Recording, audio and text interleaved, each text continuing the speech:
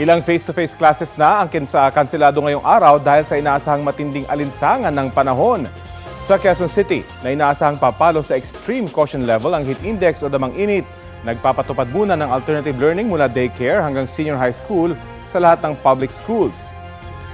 Naka-alternative learning din ang lahat ng antas sa mga pampubliko at pribadong eskwelahan sa Maynila. Sa Bacoor, Cavite, ipinatutupad ang modular distance learning mula preschool hanggang senior high school sa lahat ng public at private schools doon. Ang suspensyon naman ng klase sa mga kolehiyo at universidad ay depende na raw sa pamunuan ng mga ito.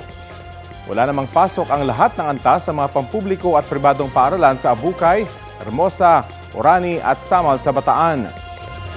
Sa Lasal Green Hills, online asynchronous muna ang klase sa preschool hanggang grade 3 habang online synchronous classes naman mula sa grade 4 hanggang grade 12. Tutok lang po dito sa Balitang Hali para sa iba pang class suspension.